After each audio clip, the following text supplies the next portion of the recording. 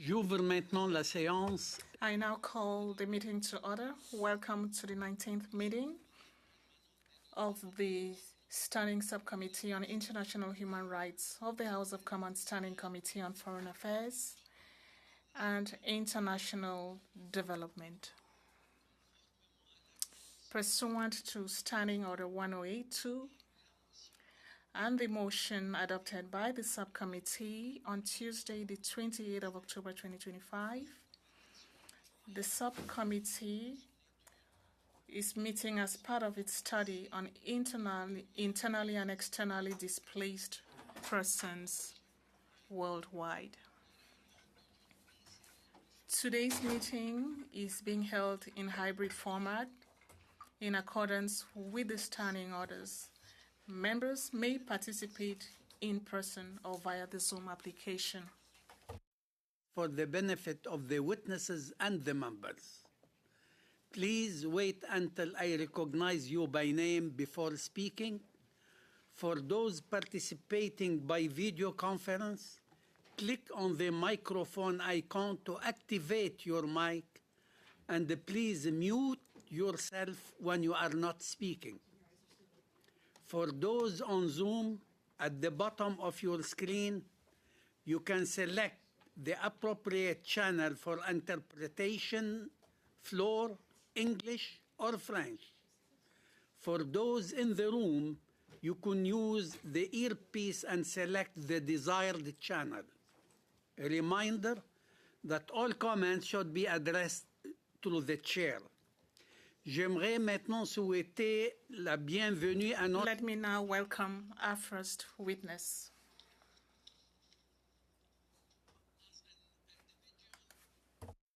Fitzgerald, Director, Balsillie School of International Affairs, with us by video conference.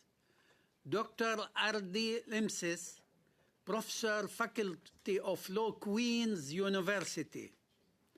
From Doctors Without Borders, we have Michael Lawson, Humanitarian Representative to Canada. From Global Center for Pluralism, we have Meredith Preston McGee, Secretary General, and Dr. Michael Yoash, Senior Manager, Global Analysis. From International Displacement Monitoring Center, we have Youssef J., Senior Policy Advisor by video conference. Welcome to you all. Now I would like to give every one of you 5 minutes for introduction. Please do your best to respect the time. I would like to welcome Anne Fitzgerald to take the floor. Madame, for 5 minutes. The floor is yours.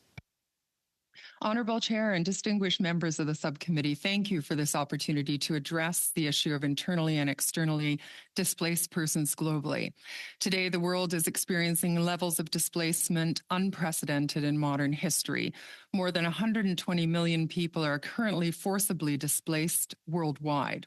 The majority remain internally displaced within their own countries, while tens of millions have crossed borders as refugees or asylum seekers. Across many regions, conflict is no longer driven by a single cause, but an interaction between governance fragility, climate stress, economic exclusion, demographic pressures, food insecurity, transnational criminal economies, and geopolitical competition. So my first key message, conflict today is persistent, ongoing, and driven by the collective impact of multiple reinforcing pressures. This is where work on the humanitarian development peace nexus is helpful as it moves away from siloed policy approaches to instruments that seek to address the collective systems-based effect of the pressures and the objective to broader resilience capacity and resilience governance, as well as new funding models that can support this. My second message is that the character of conflict is changing in ways that intensify displacement and complicate humanitarian protection. Modern conflicts increasingly target critical civilian infrastructure, telecommunications, dams, water facilities, energy grids, hospitals, and more. Armed groups and state actors recognize that infrastructure disruption weakens governments, fragments societies, and undermines economic life. Autonomous systems and new weapons capability, even cyber hacking, are enabling these disruptions from afar.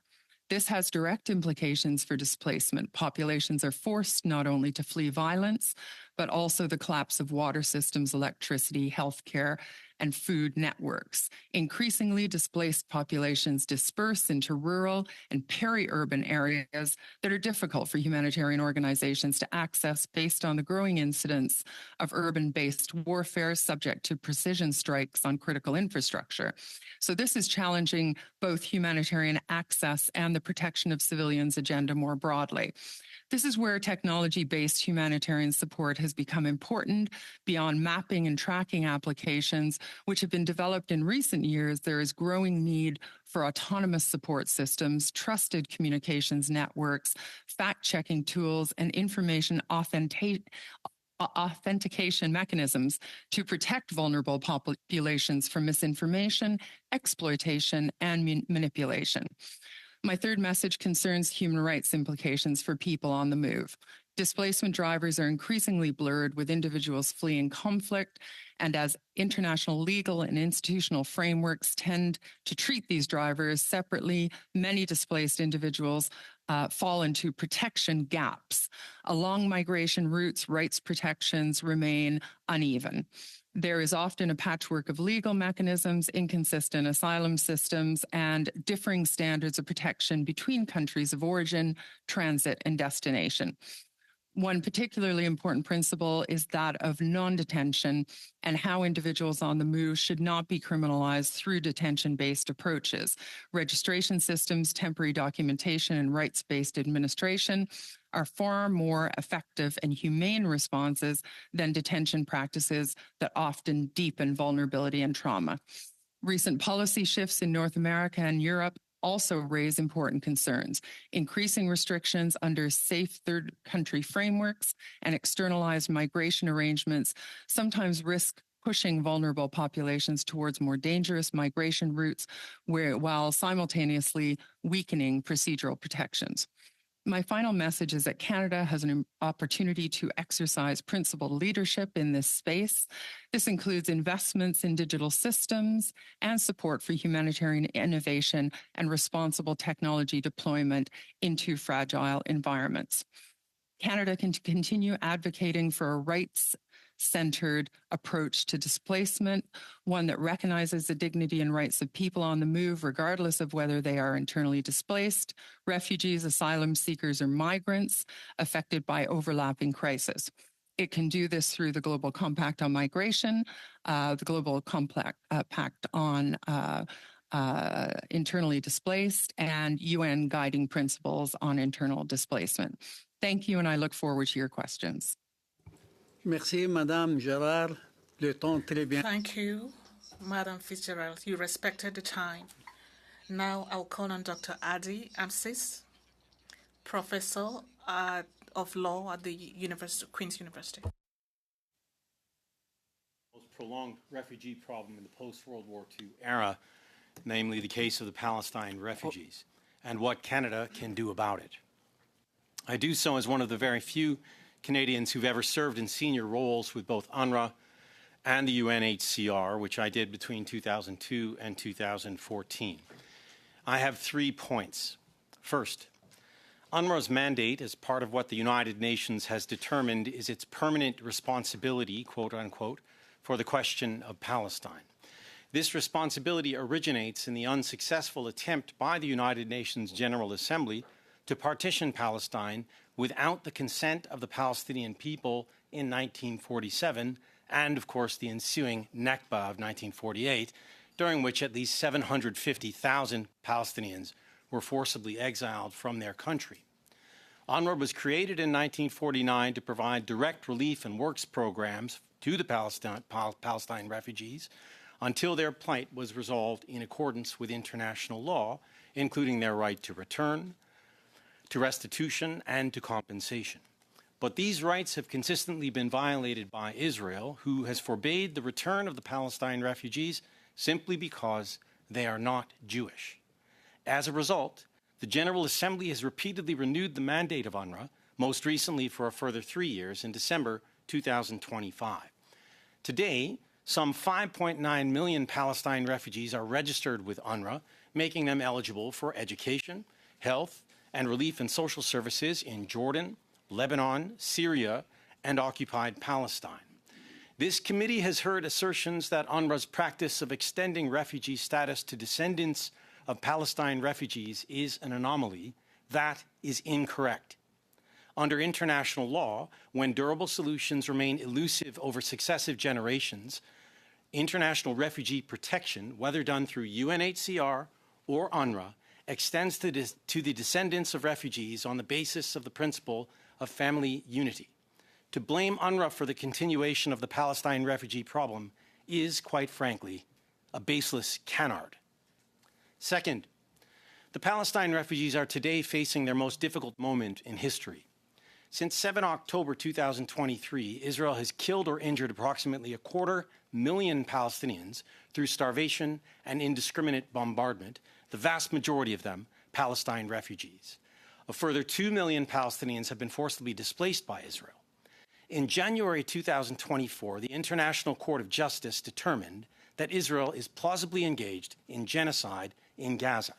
As part of this, hundreds of UNRWA staff have been killed and injured, together with their families, while hundreds of UNRWA installations, including its headquarters in occupied East Jerusalem, have been unlawfully destroyed, damaged, or commandeered by Israel.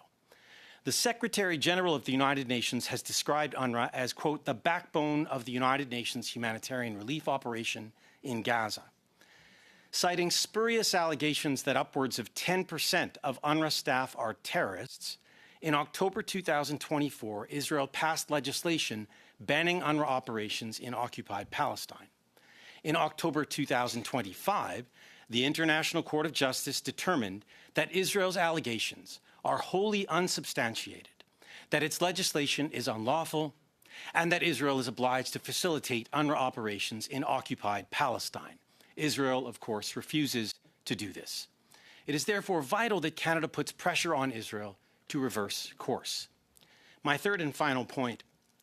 While UNRWA is vital to helping the Palestine refugees, it must be said that no measure of support for agency operations can replace the need for a durable solution. It is often overlooked that Israel's decades-long ethnic cleansing of the Palestinian refugees, its wholesale dispossession and usurpation of their property, its mass denationalization of that population, and its denial of those refugees' rights to return and restitution constitute gross and systematic violations of international law, all of which documented by the United Nations for decades, that continue to this very day. Therefore, in addition to Canada's principled support for UNRWA's humanitarian operations, Ottawa must redouble its efforts to help find a durable solution to the Palestine refugee problem, including the implementation of their right to return, to restitution, and to compensation in accordance with international law. And until such time as Canada does, it must also immediately open its doors to Palestinian refugees fleeing the ravages in Gaza and elsewhere in the occupied Palestinian territory. Thank you so very much, Mr. Chair. I look forward to questions. Thank you, Mr. Ardi. And now I would like to invite Mr. Michael Lawson to take the floor for 5 minutes, please. The floor is yours. Great.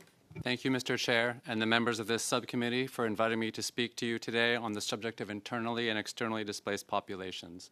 I'm here representing Doctors Without Borders, or Médecins Sans Frontières, better known as MSF, which delivers emergency humanitarian medical care to people affected by conflict and crisis around the world. MSF n'est pas une organisation spécialisée dans les questions. MSF doesn't specialize in migration issues. We are direct witnesses to the humanitarian and health consequences faced by displaced populations. The United Nations estimates that 136 million people worldwide have been forcibly displaced. Many of them are among our patients in several of the 70 countries where we work. Is to provide medical care to people who have nowhere else to turn, and it is hard to imagine anyone who fits that description more than people who have been forced to flee their homes to escape violence, persecution, or disasters. Many have been exposed to significant levels of trauma or require advanced levels of psychological care, in addition to what are sometimes complex medical needs. Shelters are often overcrowded and under-resourced, and the risks of disease transmission are high.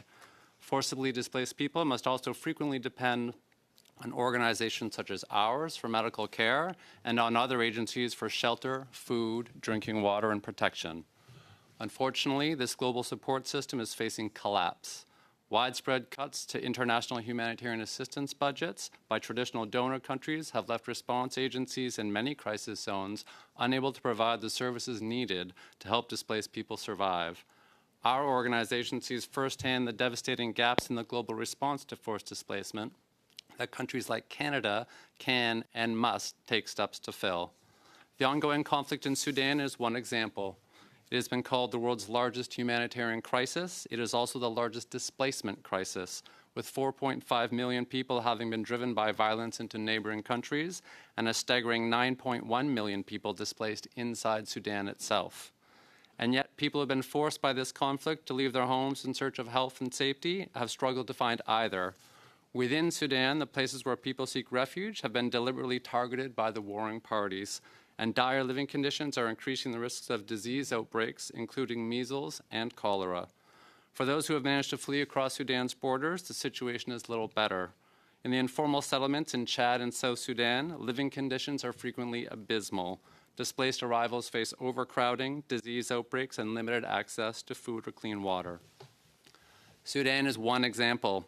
Around the world, from the Bay of Bengal to the Democratic Republic of Congo, Gaza to Haiti, violence, conflict, and disasters are driving displacement, creating a multitude of large-scale humanitarian crises, each of which requires a scaled-up response.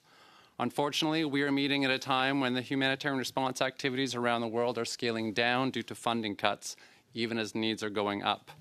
As an independently funded organization, MSF continues to be able to respond to many of the world's worst emergencies, but we are finding ourselves increasingly alone, and we cannot hope to meet such immense needs by ourselves. Canadians have rightly prided themselves on this country's principled and committed approach to humanitarian assistance, which has prioritized meeting the needs of the world's most vulnerable people, even when others have conspicuously failed to do so. It is now more urgent than ever for Canada to remain committed to these principles and to expand its response to humanitarian needs at the very moment when others are turning away. In its next federal budget, it is therefore crucial that Canada's government announce an increase in international humanitarian assistance funding and demonstrate to the rest of the world that providing assistance to people with nowhere left to turn isn't just a feel-good spending option that can be cut when times are hard, but an obligation based on principles and values that must be upheld.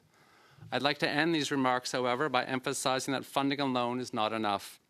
MSF also works in the displacement camps in Bangladesh, where more than 1 million Rohingya refugees have remained confined for nearly 9 years since violence drove them from their homes in Myanmar.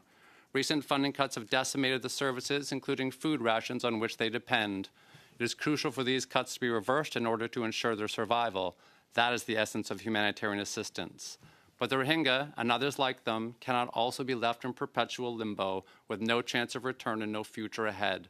Canada and others must also put in the work to find a political solution that can make that future possible and give people who have been left with nothing a reason to hope. Global indifference, and indeed hopelessness, cannot be an option. I'd be happy to discuss all these examples and what else Canada can do in response in more detail in the question session that follows. Thank you. Thank you, Mr. Lawson. And now I would like to invite Ms. Meredith Preston-McGee to take the floor, please.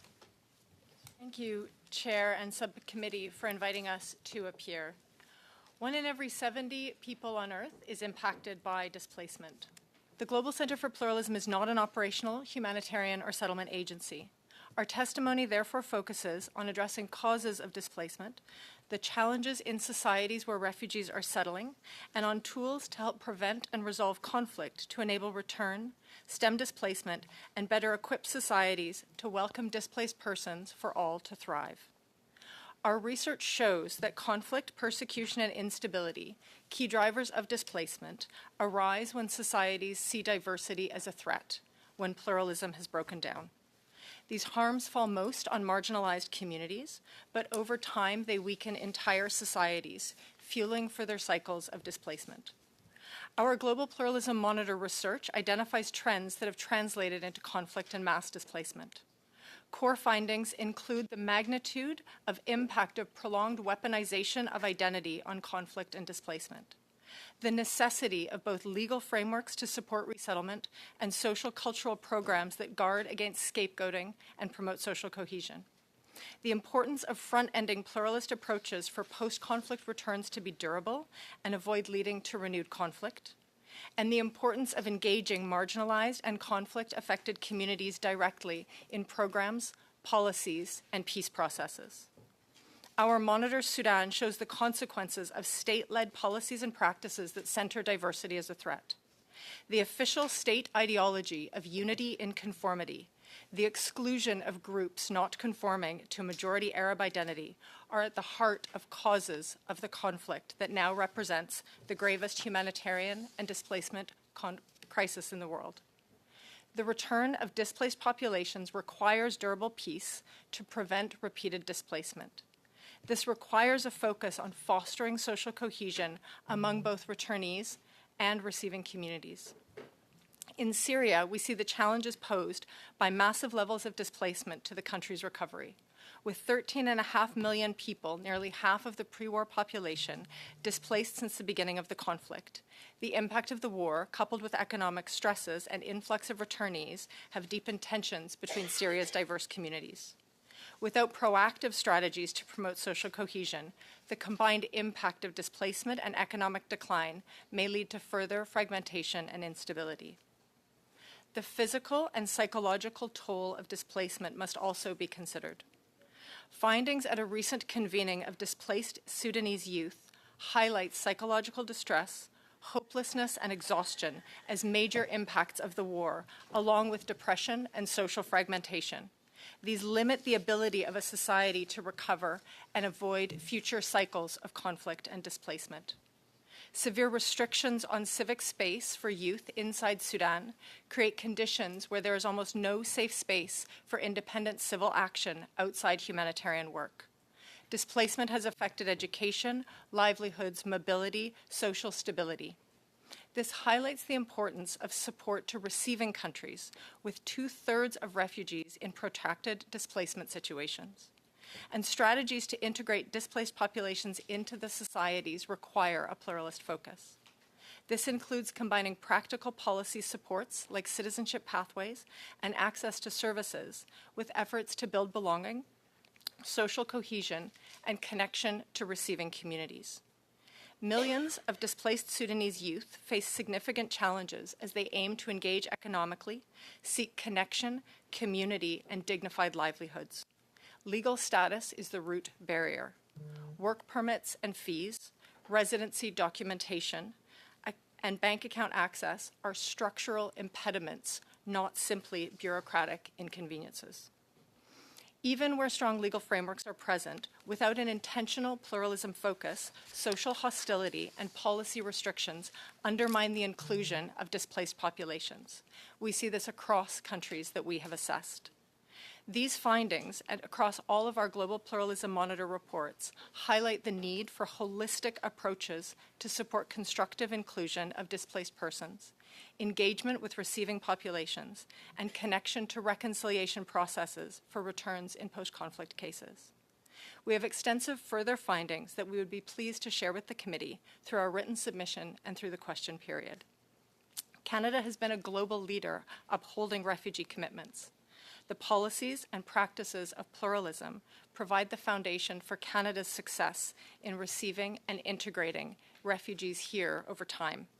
Canada can draw on these traditions and expertise to support the holistic actions necessary to address the challenges of displacement globally. We look forward to your questions. Thank you et merci. Thank you, Ms. Meredith. And now I would like to invite Mr. Yusuf J. to take the floor for 5 minutes, please. Honorable Chair, distinguished members of the subcommittee, thank you for inviting me to brief you today on the issue of internal displacement. I represent the Internal Displacement Monitoring Center, a Geneva-based non-governmental organization established in 1998 as part of the Norwegian Refugee Council. For over 25 years, IDMC has provided the international community with data and analysis on internal displacement caused by conflict, violence, and disasters. We monitor internal displacement in over 200 countries and territories. Our mission is to highlight the plight of internally displaced persons, IDPs, often overlooked, and to inform decision-making with reliable data. We do not collect primary data, but rather gather, curate, and validate information from a variety of sources, including governments. So what do our data tell us about the scale of internal displacement as we released our annual global report on internal displacement just 2 weeks ago? As of the end of 2025, there were 82.2 million IDPs globally. Roughly 2/3 of forcibly displaced people are IDPs. This figure includes 68.6 million people displaced by conflict and violence across 54 countries and territories, and 13.6 million displaced by disasters across 82 countries and territories. While the total number of IDPs fell slightly compared with 2024, it remained close to its historic peak. The decline was partly linked to reported returns, including in Sudan, the Democratic Republic of Congo, and Syria, many of which took place under fragile conditions, but also decreased data availability, partly due to aid cuts. In addition to tracking the numbers of IDPs, we also monitor displacements or movements, which counts instances of displacement within a given year, and not individuals, as one person can be displaced multiple times, to get a sense of the dynamic nature of the phenomenon. Conflict and violence drove a record 32.3 million internal displacement in 2025, a 60% increase compared with 2024, surpassing disaster displacements for the first time on record. Iran and the Democratic Republic of Congo together represented 2/3 of the total. Disasters also continued to drive large-scale movements. Storms, floods, wildfires, and other sudden and slow onset hazards triggered close to 30 million internal displacement in 140 countries and territories, a 35% decrease compared with the exceptionally high level of 2024, but still 13% above the annual average of the past decade. Many of these displacements were preemptive evacuations, showing that displacement can be a positive coping mechanism in disaster-prone countries. Many of these displacements were not short-term, although data on the duration of disaster displacement remain a major gap. Although IDMC figures treat conflict and disaster as distinct triggers, the reality is that in many countries these factors overlap, contributing to prolonged and repeated displacement. Behind the data are millions of lives disrupted, communities torn apart, and children deprived of their future. The hardships faced by IDPs are severe. These include loss of shelter, safety, livelihoods, and education.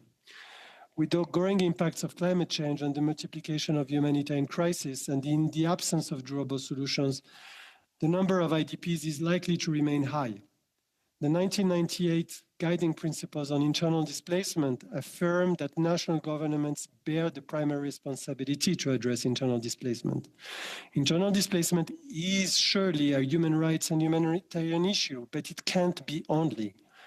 In 2019, at the request of 57 member states, including Canada, the UN Secretary General established a high-level panel on internal displacement, which issued a seminal report that led to the adoption of his action agenda on internal displacement. A key takeaway from these initiatives has been the call to shift from short-term humanitarian aid to more developmental approaches. With strong government leadership where feasible and appropriate international support, the cycle of protracted displacement can be broken, today's IDPs prevented from becoming tomorrow's refugees, and durable solutions achieved.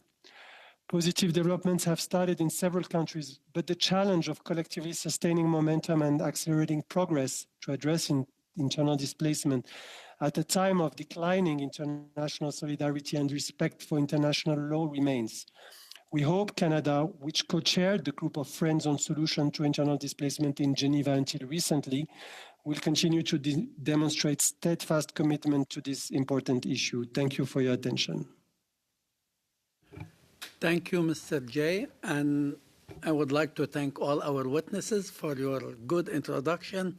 And now we go for the first round of question and answer, and I would like to invite Mr. Majumdar to take the floor for 7 minutes, please. Thank you, Chair, and thank you to the witnesses for appearing today on this important study. I'd like to begin my questions with Anne Fitzgerald. Anne, it's good to see you. After so long, it's nice to see that you've maintained a strong command of all these files. I wanted to dig a little deeper into your testimony with my first question, which is, how do new transformative technologies play a role in driving both external and internal displacement? How can these technologies actually help?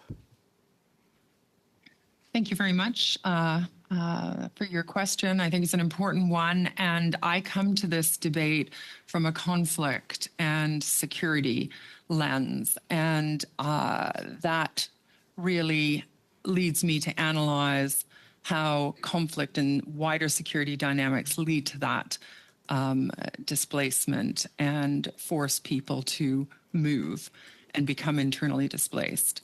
I look at the way wars are being fought now, and they are all solutions are data-driven, and many based on digital platforms and new weapon systems that are overcoming large weapon systems of global leaders with military capability. I say that because we live in an intangibles world, in an intangibles economy, which is data-driven. It's the most valuable asset for any organization. And with the deployment of resources into military and defense budgets at the moment, there is a huge injection of dual usage technology support. And dual usage means, of course, use for civilian purposes and use for defense purposes.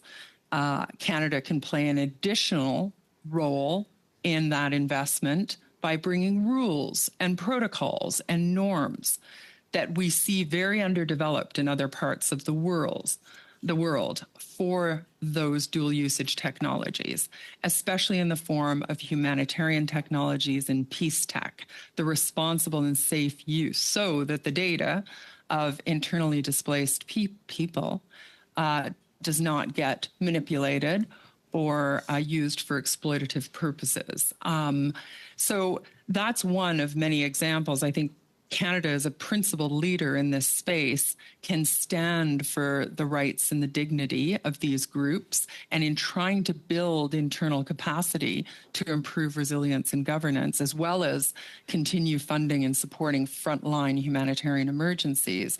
It can bring a sense of rules-based norms and principles to how that technology is being used, because we've seen how data has been used against people in countries like Lebanon and Afghanistan, biometric data, border crossing data, and it's because governance lags behind the use of the technologies. So, Canada has a real role to play in that space. Thank you for that. We know that many of these regimes that are behind the displacement of people are habitual abusers of that data, and in fact weaponize it with the support of authoritarians in Beijing and elsewhere. They share best practices in this marketplace, and so I'm very grateful for your assessment of how technology in this disruptive time can actually inform a positive outcome for displaced people. But let me ask you another perspective on this. We have a lot of downsizing of international aid budgets. We've seen it here in Canada, tragically. We see it around the world. And in this downsizing, what role can Canada play in supporting the rights of internally and externally driven persons or groups, particularly given the nature of conflict dynamics that drive this displacement? Thank you. I think Canada can help in a number of ways, but one is capacity building. And I think this is a very largely inexpensive, but can be, if done properly, very effective in its delivery. Canadians, especially Canadians working abroad, in humanitarian and development capacities, are trusted. And we had a very good experience with our MDP program, the Military Development Program, where we had advisors in countries. We've seen this in development and humanitarian capacities. And this can link into the work going on with the UN right now, something I'm involved in trying to push forward this synergized approach and collective approach to humanitarianism, development, and peace, breaking the silos, taking a systems-based analysis, and making recommendations that address the system-based pressures and not just siloed pressures. So I think Canada has an important voice to play there. We have excellent higher education programs in this space as well. Secondly, deploying advisors to help make systems more resilient in country. Like I said, Canadians are trusted. They're knowledgeable in this areas. We have a number of advisors in the room today that work in country on these issues. And it's much better to develop internally safe and responsible and effective systems than allow that migration to go outside the borders if it can stay well managed inside of the borders. And these groups are protected with all the status and benefits they should have. But sometimes these governments need to develop more resilient systems to absorb shock when it happens that are made up and informed based on that collective analysis. So I would put a strong vote in not just for sustained funding at the emergency coalface, but also capacity building. Thank you. And so quickly, because I think we only have a few seconds left, really, the reference you've made to economic exclusion and how states need to build resilience and systems around ensuring that we prevent the spillover of migration across borders and build the systems inside these domestic environments to prevent that displacement. How could you clarify how these dynamics risk entrenching or widening inequality among displaced populations across different phases of displacement? Mm-hmm. Thank you for the question. I think it's really important. And I'm going to draw a connection between quick displacement. answer, please, because time is up. Quick answer, please, because no more time. Slowly, we're seeing countries that are conflict affected being robbed of their data and their ability to capture wealth in the future. We're seeing a new program in the U.S. dubbed as Health Aid, but it is a program that is meant to have unfettered access in perpetuity to the data of the citizens for economic innovation purposes outside those borders. That is going to lead to more marginalization and more groups on the move because of huge economic inequalities in the future. Thank you. Thank you. Now I would like to invite Ms. Dillon to take the floor for 7 minutes, please. Thank you, Mr. Chair, and thank you to all of our witnesses for being here today. I'll start with Mr. Lawson. Doctors Without Borders, the service that is provided to those who are displaced, often those personnel who work for Doctor Without Borders is also constantly under threat. I'll ask a little bit about that. Those who work in this context, in violence, put their lives at risk. Can you talk to us a little bit about that? You're referring to the staff for Doctors Without Borders themselves? Yes, could you speak to that? Yes, it's probably worth emphasizing that the makeup of our staff around the world is almost entirely made of people who live and are from the countries in which we operate. They do almost the entirety of the work that we do. They are also frequently affected by the same crises and the same conflicts to which we are responding.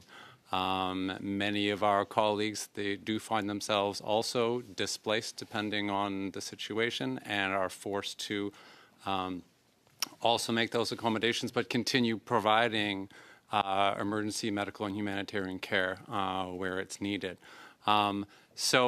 But I think to emphasize only on those staff members and the people who are providing that care, it is a much larger context than that. It is the entirety of the people who are affected who we need to keep in mind here. And I think in all of these situations, we are finding the same thing. We are finding that the capacity to respond to the needs that exist for people specifically who have been displaced. I mean, as I said in my introductory remarks, people find themselves in exceedingly difficult situations with little option of getting out of them and become almost entirely dependent on humanitarian assistance and aid. And in view of the fact that so much of that assistance is now under threat, has been reduced by funding cuts, then the challenge, which was already exceedingly high, is now even more difficult.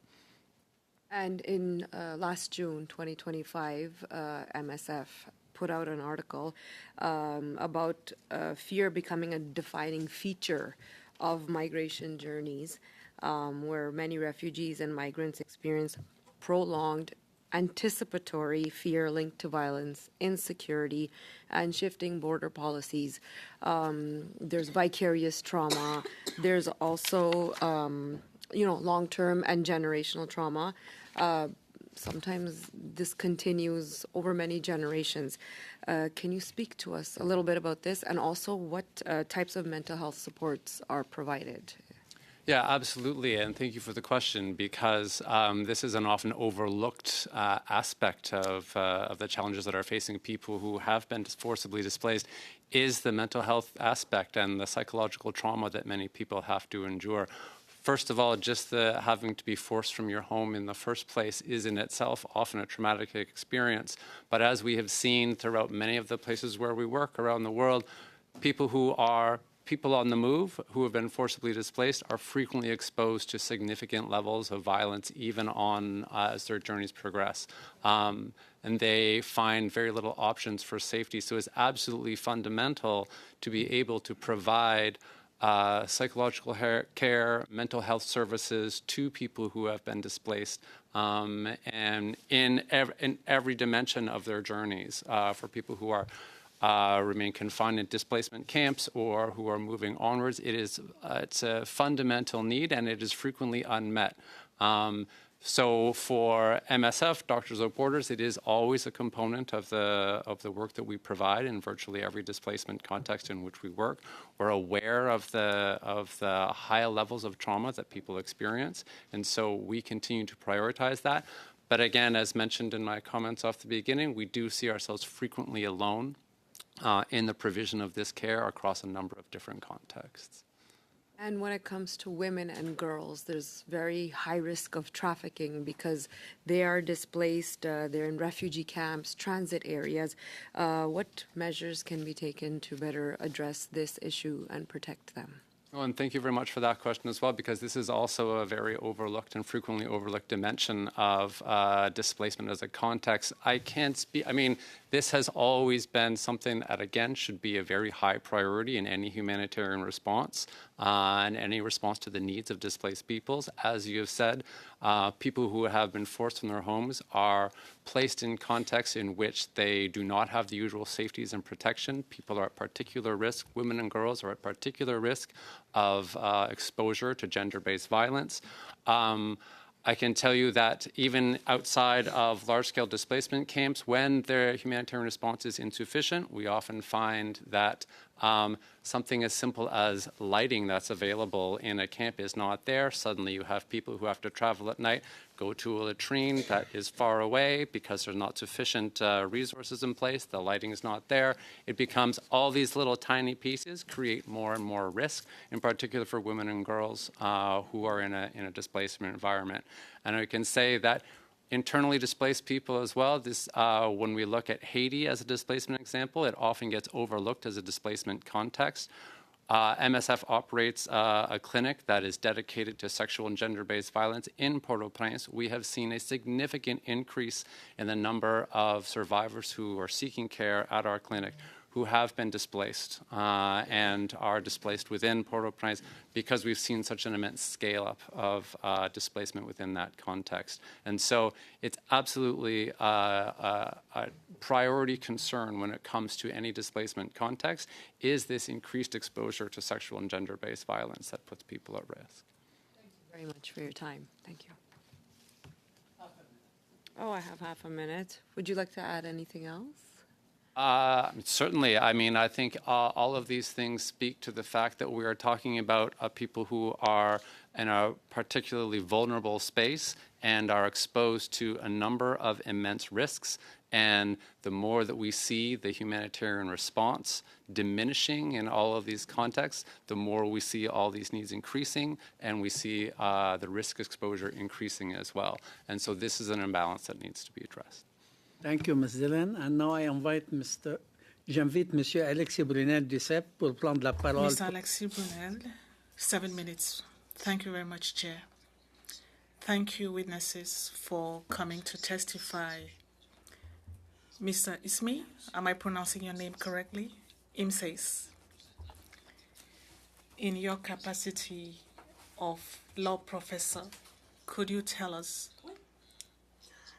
how the international legal framework properly protects internally displaced persons in a given territory? At international law, there are two subsets, if you like, of persons, broadly speaking, that concern the international community. We refer to these people as people of concern. There are refugees. There are internally displaced persons. The main difference between them has to do with one simple factor, that one group, internally displaced persons, do not cross an internationally recognized border during the course of their movement. The reasons for movement are similar, and so on. There are far more, as we've heard from testimonies today, far more IDPs, internally displaced persons, than there are refugees in the world. There is an attempt by the international community of states to bridge the gap between these two regimes.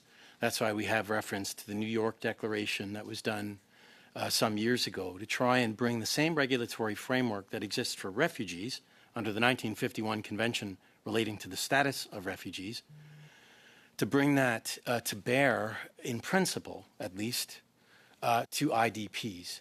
We're not there yet.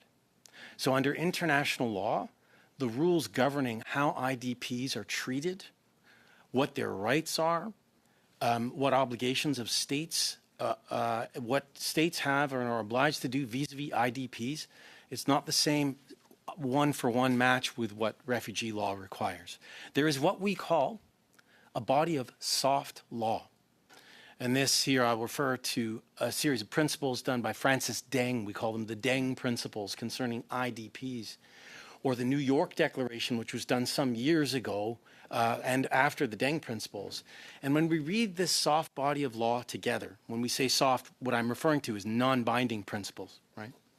Principles that states would adhere to as a matter of comity or interest and so on, morality. What we see is the progressive development of a similar body of rules and norms that apply to refugees under the 51 Convention relating to the status of refugees, to IDPs. And they are almost a one-to-one match, though not completely.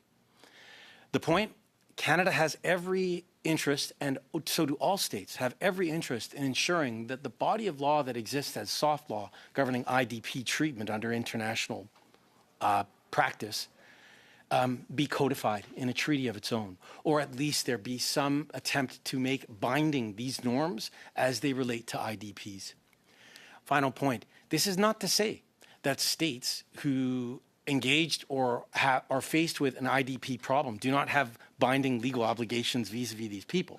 They do. They're very robust. We see this in human rights law, not only in refugee law principles, but in human rights law, the 1966 Covenants on Economic, Social, Cultural Rights, Civil and Political Rights, and so on. And then customary principles of international law that apply to refugees, but also to IDPs, most particularly the duty of non-refoulement, not sending somebody back to a place where they have a well-founded fear of persecution. That's the long and the short of it. I mean, I could give a whole lecture on it, but I will spare you. Oui, j'apprécie parce que I appreciate your response because, for me, that's the basis of the solution in the short, medium, and long term. The issue we have now, and many witnesses talked about that, many group interveners that we meet have told us that internationally, major international organizations are not operational or functional when it comes time to defend internally displaced persons and even refugees, because there are refugee laws that are violated. So now the question we have is, should we create new international organizations? Should we modify them internally? Is it possible with all that is happening geopolitically? We have the UN Security Council. what solution should be taken with these major international organizations to find a solution? The question, my approach would be to make use of what we have and not to shoot too far. That is to say, if we attempt to create a whole new treaty, that will be very, very difficult because you'll need political will on the part of 193 member states of the United Nations, possibly more if you count non-member observer states of the UN and so on. And that requires a great deal of lifting, heavy lifting. The New York Declaration, which was passed some years ago, was the product of some 2 or 3 years of heavy negotiating on these general principles. What we need to do is back the United Nations on that. Canada can play a very important role in providing resources to ensuring that the United Nations bodies that are mandated with discharging their obligation under the New York Declaration, right? So UNHCR, the IOM, and so on, have the resources they need to provide sufficient protection for persons of concern, whether they're refugees on the one hand or IDPs on the other. Resources, material resources, human resources. And now we're in a time where I think all of us would admit resources are very hard to come by. And there seems to be an increase in global conflict and geopolitical conflict. This is where Canada can step in to fill a gap and play a serious leadership role. Le problème qu'on a, et vous serez peut-être... The problem we have, and you may agree with me or not, we have the impression that Canada is following a global trend, increasing our defense expenditure, reducing our international development aid, as if those two envelopes should be tied. I think they should be two totally distinct issues. Clearly, there's a rise in conflicts, a rise in defense expenditure, a drastic cuts in Japan, elsewhere, when it comes to international aid. We find ourselves in a context where problems may become exponential if we factor in all the issues that I've just mentioned. Is Canada headed down the right direction? Based on what you describe, I would say they aren't headed down the wrong direction, but Canada is not alone. I agree with you wholeheartedly that each of these factors, the rise in geopolitical conflict, isolationism on the part of some great powers in the world, the complete undermining of the international rules-based legal order, and so on, these things can be looked at in isolation of one another, and they must not be. So our foreign policy needs to be well-rounded, to understand that if we're going to pour money into defense, we're going to have to understand that on the end of that, war, and on the end of war, internally displaced and refugees, and inevitably the quote-unquote problem that needs to be shared, the burden that needs to be shared, as UNHCR calls it, the refugees, will come back to us. Right? Okay, so all of these things are connected. Thank you. Yeah. Thank you. And now I would like to invite Mr. Zubairi to take the floor for 5 minutes. I'd like to thank witnesses for being here and for the very interesting testimony that's coming forth. I would like to continue along with Professor Imsis along the lines of what you were speaking about just now with respect to international law and the regression of its implementation. And where do you see things going into the future with respect to this? How do you see us restoring the respect of it and to ensure that it becomes again the guide by which we address conflict and migration, displacement, etc.? Thank you very much for the question. Excellent one. I must say that I was rather pleased when Mr. Carney delivered his speech at Davos. In fact, I taught it to my students the next day with much glee. I was crestfallen, however, some weeks later, I think it was 4 weeks later or so, when he prevaricated and was not very clear on what Canada's position should be in places like Iran, when in respect of Canada, or rather the United States and Israel's unlawful use of force there, the aggression against Iran, or indeed with Venezuela and so on. And so the point I'm raising here is that we are only as good as our ability to provide, rather to apply international law universally, treat like cases alike. And so that is how I would answer the question. I think Carney showed leadership. The Prime Minister was very good at Davos. And the general sense I get is that he understands what's at stake in respect of our relationship with the United States, which is extremely important. But Canada can show leadership, and if it does, others will follow. Other middle powers will follow, and indeed the global majority will follow, that is to say the global south. They will see at long last a state who takes seriously the international rule of law by applying it universally across the board, regardless. Now, with respect to internally displaced or refugee populations, perfect example, relevant to Canada, just juxtapose the manner in which we correctly and generously responded to Russia's invasion of Ukraine in dealing with the Ukraine refugees that came to Canada. Our neighborhoods were welcoming, our government was welcoming, and we had all of these temporary visa programs in place, and rightfully so. This showed leadership on Canada's part. Juxtapose that only 2 years later with the treatment by Canada, or not, if you like, of the Palestine refugee populations who were affected by what's going on there. Clearly, like cases, both foreign military occupations, both the result of aggression, at least in one case, a plausible genocide, if you take the words of the International Court of Justice seriously, and yet Canada was not applying these principles equally and fairly. And I think that is the problem. Canada can show leadership, and it comes down to political will. Each and every one of us. Are we serious about international law? If we are, we'll do the right thing and apply it universally.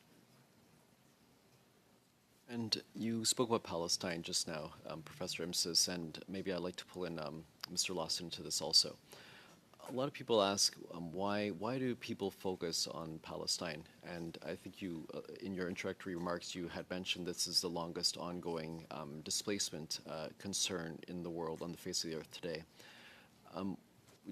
Would you like to share, Mr. Lawson, if you'd like to share some insights as to why that is, Mr. Imsis, after? Why do people raise this issue time and again? As in, why do people raise the issue of displacement in Palestine time and again? Yeah. I mean, I can only answer that question from the perspective of an organization that provides humanitarian assistance to people who have been displaced and among other causes for their needs to access to humanitarian assistance. I can't speak for why this topic is raised more than any others. I can speak to the fact that it is certainly not the only displacement crisis that is happening around the world to which we are responding and creating the immense needs that need to be addressed. But I do think it's important to emphasize that we are, again, talking about a population that does not have anywhere to go, that there has not been a response to specifically the displacement needs to ensure that people have access to the care they need, to what they need to survive. And in fact, there has been a specific reduction in humanitarian access inside Gaza in particular. And so this demonstrates, and the fact that this is happening in full view of the world, in full view in one of the most covered crises. I mean, again, we tend to speak, as MSF, we have visibility on a number of similar displacement crises and political crises that do not get the attention. But the fact that we are seeing in full view the reduction and impediments to humanitarian assistance when the needs are so very clear is perhaps one of the most disappointing aspects of this, and why it does continue to need to have the attention that is focused on it. Thank you. Thank you, Mr. Zubaili. And now I would like to invite Ms. Cody to take the floor for 5 minutes, please. Thank you, and through you, Chair. I'd like to direct my question to Meredith Preston McGee, if I could, please. Based on your extensive work in mediation between both state and non-state actors amidst conflicts which result in the mass displacement of ethnic communities, particularly in supporting UN efforts in parts of Africa, Asia, and Kosovo, what do you think is the biggest threat facing displaced people right now, and what regions are most affected? Thank you. First of all, it's a huge question. I think one of the challenges of ranking the various threats to displaced populations is to miss the interconnected nature of these threats.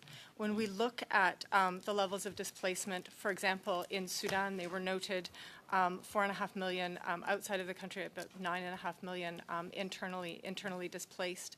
The threats are myriad. The threats are constant bombardment by drone attacks inside, repeated levels of displacement, sexual violence both inside the country and within camps, a lot of the exclusions that I spoke about in the wider region that young people are facing, the social polarization, the division, the economic hardship, the trauma that's been discussed by others in the committee. I think that's just one example. We speak and testified specifically about Sudan because of some of the work and research that we've been doing there.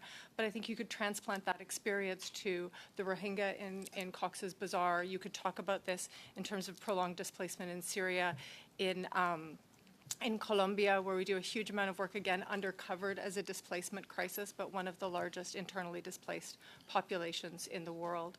And so I think what we have to do is look at the complexity of the layers of what's happening to these populations, the connections between these populations and either receiving communities or host communities where they're staying and how we build that together. The legal challenges, I think, that have been raised continue to be a challenge. But I think one of the central things that concerns me, and you noted my work on mediation and peacemaking, is our failure to make peace. The vast majority of these situations come from conflict and our inability to take a leadership role globally in actually seeking durable solutions for peace. And I would suggest that this is something where Canada could play a stronger leadership role, certainly in terms of supporting civilian-led efforts for peace in Sudan, but within conflict contexts around the world. I think it's a particularly important priority area for Canada at this time. Thank you for that. In addition to what you just mentioned about peace, is there more we could be doing here to prevent armed group state actors targeting critical humanitarian infrastructure? I would expect that there is. I would probably turn to my humanitarian colleagues specifically around attacks related to humanitarian infrastructure. But what I would say from our experiences in Sudan is the prevalence of technology, which of course Anne spoke about earlier, the use of technology, the use of drones to attack civilian infrastructure as well as humanitarian infrastructure in many of the conflicts that we're seeing. Sudan is certainly an example, Ukraine is another, is something that I think we need to be really seized of. So in your opinion, how can the government step up its humanitarian efforts?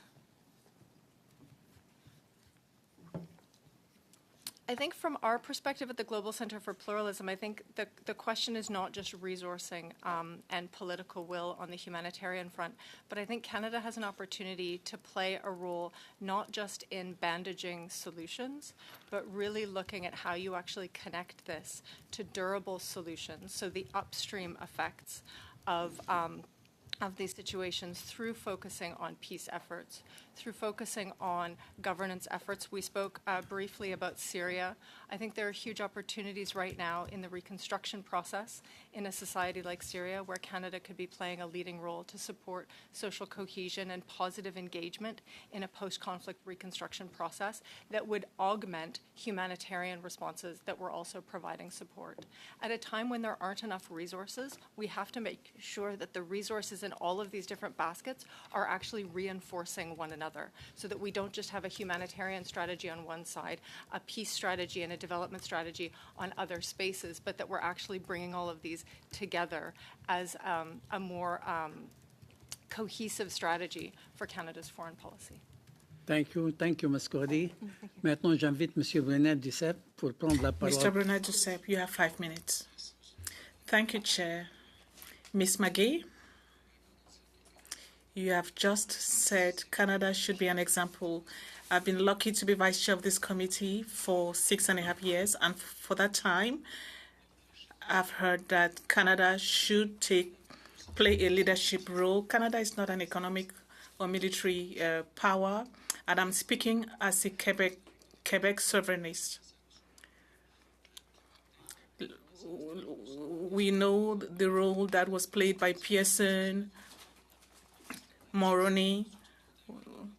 Trudeau came in 2015 saying Canada is back. Today, Kane is saying that we need to face the world the way it is, not the way we want. So there's a strong change in paradigm. What I'm now saying is Canada is not playing a leadership role. It's cutting international aid, and it's putting all its eggs in one basket when it comes to the oil and gas industry, whereas climate change is increasing and we are going to see more displaced persons. So how do we tell these people that there is an opportunity here for Canada to really act to the extent of its resources, to act as some kind of moral leader when it comes to defending the rights of people? How should we do that? Because I've not found a solution for these last 6.5 years. Well, I'll try to answer that. I would say that when we want to diversify on trade issues, you mentioned oil and gas. We talk about the need to diversify our economy. We talked earlier about defense spending. Fine. None of those things can exist in isolation with one another. If I would take the example of the Gulf states and Sudan, for example, we want to increase relationships with certain Gulf actors. We need to have an opinion and an engagement on Sudan if we're going to be engaging in the Gulf. The Gulf has an engagement on Sudan. They're engaged in the conflict quite actively. Canada can play a role on economic drivers of the conflict in Sudan, addressing those, trying to stem some of those, addressing the peace process in Sudan as a way of demonstrating that we are a serious political actor when we're talking in trade as well. I think we need to connect these pieces to one another and not just think that we're going trade on one hand and political peace processes, diplomacy on the other. These things need to come together for us to have a mature foreign policy. Je comprends, mais la dernière fois que... I understand, but the last time there was an agreement with the United Arab Emirates that are strongly involved in Sudan. That's what we hear. Canada signed a $19 million agreement when Kane went there, $80 billion. I didn't hear anything about Sudan. There was an opportunity there, but unfortunately we did nothing with an $80 billion investment contract there's no guarantee that anything is going to happen in Sudan. Whereas from what we hear, they are part of the serious problem we have in Sudan. Mr. Larson, I would like you to tell us what you are experiencing. You are a direct witness to what is happening on the ground. Your staff, your MSF staff, what are they telling you about their most urgent needs for the IDPs? Thank you for the question. As for what my staff is telling me, the needs are not easy. We can't identify one single need. Everything is involved. Maybe I should continue in English. I think the simple answer is that we see all needs specifically increasing because we see, again, the response decreasing. So just as my colleague here has said that these things don't exist in isolation when we're talking about a large-scale policy response, you can't confine the impacts of displacement and the significant humanitarian needs to one isolated piece. So displacement drives again, as you said before, exposure to violence, exposure to sexual and gender-based violence, and then when shelters and displacement sites become overcrowded and under-resourced, this becomes a driver of disease transmission and exposure to outbreaks. So what are the needs in these places? All of these needs are in place. Food rations we have seen in some contexts which have been cut as due to global funding cuts. Protection programs. Can you wrap it out? Can you wrap it out, please? Time is up. Each piece, from medical care to food distributions to protection and safety, all of these pieces are in urgent need of escalation. Thank you, Mr. Lawson. Merci, Monsieur Brunet-Duceppe. J'invite Madame Thank you, Mr. Bruno Duceppe, Mr. Vanderbilt, Madame Vanderbilt, 5 minutes. I'd like to start with Dr. Lawson, and I'd like to talk a little bit about the way in which we do our humanitarian and development assistance. We've talked about this before, and there's been previous testimony about the inability to pivot. If you have a 5-year program with activities and outputs, and then all of a sudden a catastrophe happens, it's very difficult for a lot of agencies to then respond to that because it's outside of what their project was funded to do. And I've never forgotten the story about in Goma, where Médecins Sans Frontières was active, where you described going past a number of gated offices with the white vehicles, and then literally 2 minutes down the road was a spontaneous refugee camp that had 0 services. And that irony. Can you talk about how we could change the way in which we do our ODA and our development assistance that would allow for the flexibility and the pivoting and responding better to the needs on the ground, because the world is changing and things are happening much more quickly. Can you talk about maybe if there's a way that we can change how we do it? Absolutely, and thank you for the question. And I will from the start say that, no, I can't lay claim to be a doctor, but thank you all the same.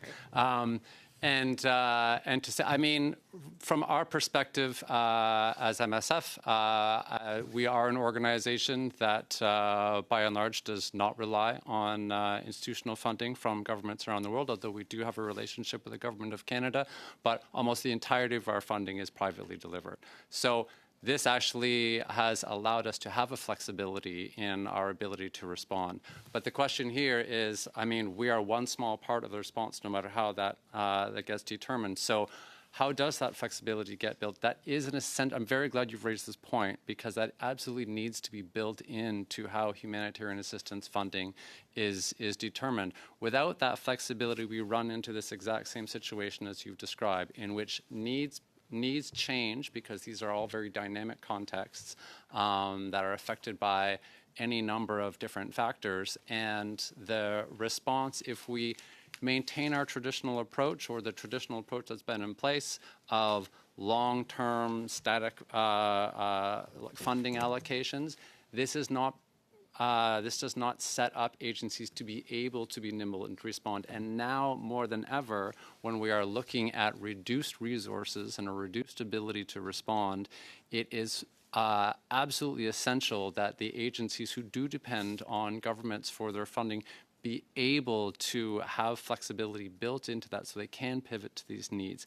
It's a fundamental need. It is something that we have seen for a very long time from our perspective, because we do try and to emphasize that flexibility. But when it comes to long-term institutional funding, this is a change that needs to happen. I agree. I'd like to ask a question of Meredith Preston-McGee. You had a statistic in your opening remarks. You said 2/3 of displaced people are in protracted situations. And I think that for a lot of the popular imaginary, we think of a displaced person or a refugee as somebody walking down a path or a road going from A to B in a kind of a temporary and mobile way of looking at it. But for most people in the world who are displaced, that's not their experience, and it is very much not a temporary thing until you can get to place B where you will be safe. So the way we think about displacement is perhaps something that we need to rethink. And when you talk about these, protracted periods, how long? Like, what does the actual experience of a typically displaced person look like today? First of all, there isn't a single typical experience, but I would maybe give a couple of examples. We have friends and colleagues who've been born as refugees, whose parents fled, and then they were born in camps. And so I would, if I may, just read a quote from one of our Global Pluralism Award laureates, Trezor Mponi, who is in the Dzaleka refugee camp in Malawi. He is a refugee from Congo. He's now been in Malawi. I met him 6 years ago. He'd been displaced for 14 years. He's now been displaced for 20. And he reminds us that refugees are more than just refugees.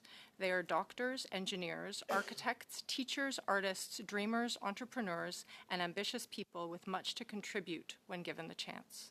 What distinguishes them is their heroic courage and unshakable resilience. And I use Trésor as an example. Can you wrap it because- out, please, because time is out, please. Of course. Oh, I can finish. Okay, sorry. No, what I would just say is that he's lived 20 years not in the society of Malawi writ large, but in a refugee camp. And so we also have to remember that these durable solutions need to exist in the wider society, but a lot of people are essentially confined in camps for decades and decades, and we need to look at how we are building connection between those inside camps and the wider societies, as well as those who are living in the wider population. Thank you. Thank you. Now I invite Mr. Majumdar to take the floor for 5 minutes, please. Thank you, Chair. I want to make sure I pronounce your name properly. It's Dr. Imses, correct? Imses. Imses. It's Correct. nice to meet you, sir. And you, sir. In your April, I'm just a member of Parliament from Calgary. I'm not a legal expert, and I don't teach at one of the finest universities in the country. But in your April 2025 statement to the ICJ, you had said that UNRWA is the last hope that the Palestinian people, particularly in the Gaza Strip, have of surviving Israel's genocide against them. You have repeatedly described Israel's response to the October 7th massacre as genocide, as you did here today. Do you apply, and it's a fair question, it's such a passionate debate filled with very emotional content, and I'm trying to have an empirical conversation about it. Do you apply the same legal and moral standard to Hamas's deliberate killing of 1,200 civilians, systemic sexual violence, and hostage-taking on October 7th, or does international law only bind the Jewish state? Right. Thank you very much for the question. I think the question answers itself in a sense. I have given evidence to you today affirming my commitment to international law and its universal application to all without fear or favor. I have, to correct you, dear sir, not said today that what Israel is doing is genocide. I have quoted the ICJ as saying it is a plausible genocide. Which is not calling it a genocide, Bear sir. with me. Bear with me. What you quoted me just now in terms of the submissions that I made before the principal judicial organ of the United Nations, the ICJ, was on behalf of my client, a state that asserts that it is a genocide.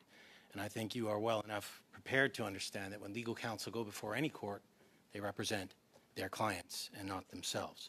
But your inference that the ICJ's, I mean, we can split hairs over this. Your testimony today, your inference, the reason you highlighted it was to establish a fact pattern, unless it was just a footnote and a longer conversation you were just having. It was in support of an argument that you had presented as full, and when we go back to the record, we can see that. Yeah. You cited Israeli statements as evidence of having genocidal intent generally. You cited that evidence today. Have you similarly examined Hamas's founding charter, its leaders' calls for Israel's destruction, and their explicit strategy of embedding military assets among civilian populations? Why does your analysis treat Hamas's actions as resistance while framing Israel's elimination of that threat as genocidal?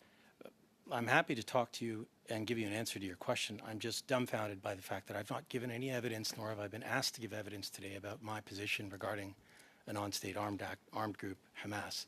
I've not said anything about Hamas. What I will do is try my best in good faith to answer your question about Hamas's actions on the 7th of October. My view is that on that day, as a matter of international law, the attacks against Israel and Israeli civilians were unlawful. War crimes, crimes against humanity, quite frankly. There are now arrest warrants out for the leaders of Hamas. Some of, I think the arrest warrants are actually out for individuals, 3 leaders of Hamas, who have been killed by the Israelis since. But I would think that the Office of the Prosecutor of the ICC is going to continue to examine this matter and perhaps deliver more arrest warrants in respect of events that took place on that day directed by Hamas and other Palestinian armed groups. At the same time, on that fateful day of 7 October, to the extent that Palestinian armed groups attacked legitimate military targets, which they did, empirically, IDF targets, pillboxes, the wall, military bases, dance parties, villages. Bear with me. I've already dealt with the attacks against civilians. I acknowledge them. I said that there are war crimes and possibly crimes against humanity. That's a matter of record. Let me just address the attacks against legitimate military targets because I apply international law universally across the board. In this regard, those attacks are perfectly lawful. An occupying power in the occupied Palestinian territory there Forgive me, I'm going to for some interrupt you. 60 years I'm not are sure, sir. there It's my time, sir. using It's my time, their sir. I'm not sure I military understand forces, how a and so they are listed terror legitimate organization. targets. I'm not sure I'm how just you telling you what justify it. international law I'm says, not- dear sir. It's my time, sir. I don't understand. Well, you've asked how for an answer to the question. I'm trying to give it to you, sir. Hamas is a listed terror organization, which you're now Listed trying to by say whom? was justified to attack legitimate military targets. You're describing Hamas and its activities on October 7th, atrocious as they were. You're justifying their attacks on Israeli military alterations as somehow legitimate. Hamas is not a legitimate force. Hamas had infiltrated UNRWA.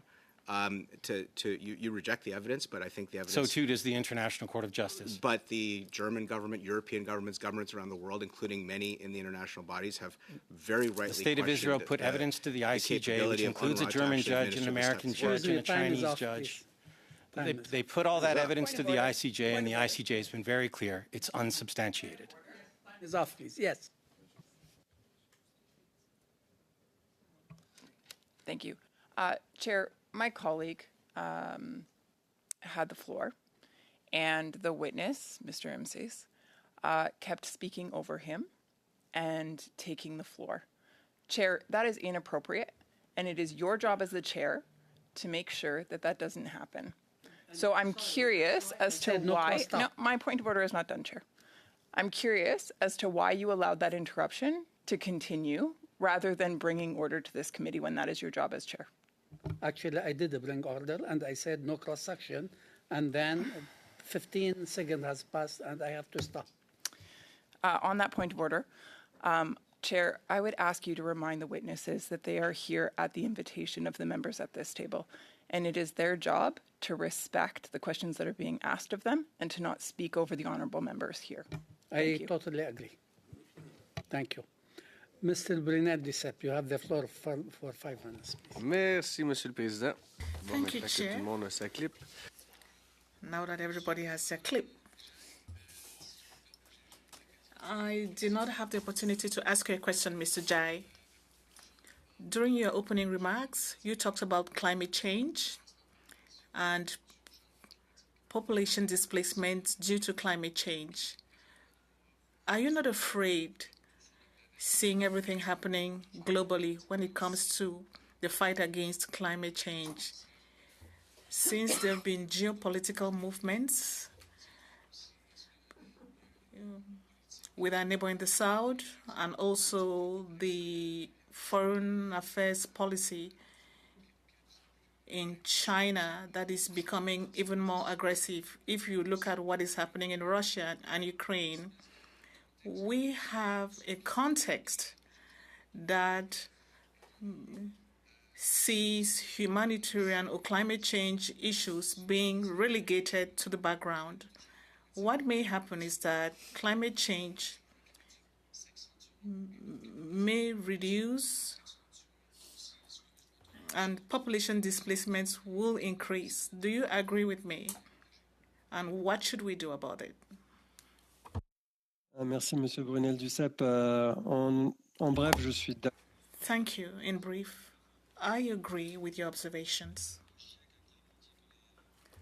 The IPCC clearly said that climate change worsens the frequency and intensity of disasters.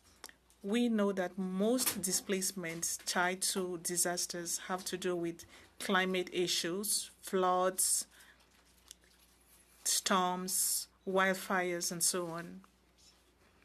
Even though we have not yet successfully established a direct link, we cannot quantify the number of displacements that are tied to climate change, but there is an indirect link.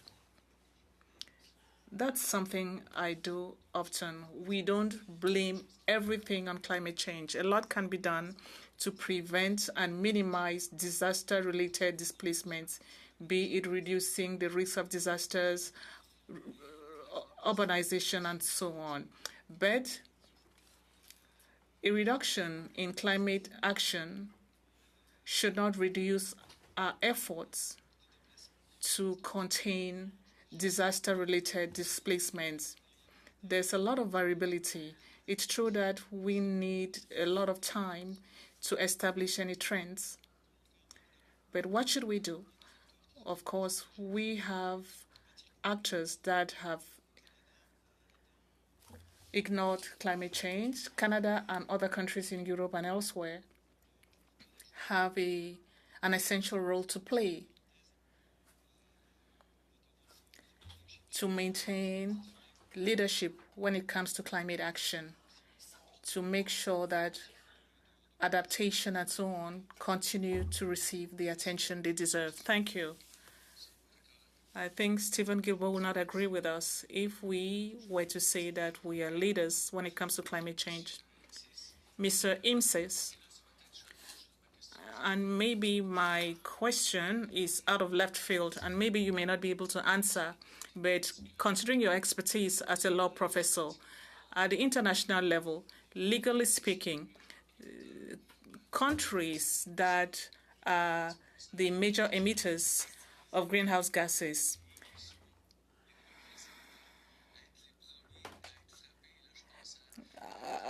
I'm thinking about other countries like Tuvalu and countries in the Pacific who are not major emitters but are affected by climate change. Do we have an obligation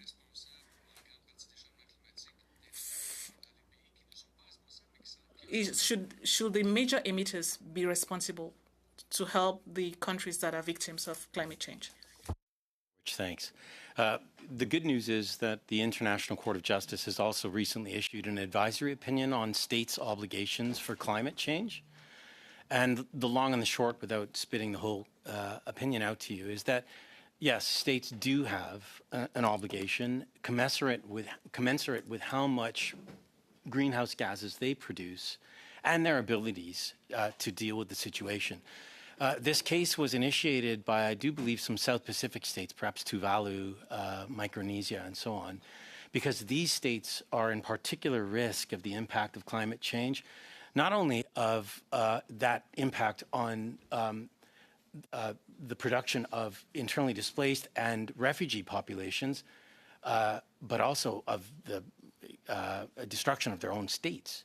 Excuse me, if you could drop it out, please. So the short answer is yes. The Western countries with big economies have an obligation commensurate with how much their outputs are, and we'll see how the international community responds to that. Thank you very much. On behalf of this subcommittee, chair, members, staff, interpreter, we would like to thank you all for being with us, participating in this meeting regarding displaced persons inside and outside their country and at the international stage. Thank you very much. And now we suspend for 5 minutes, please.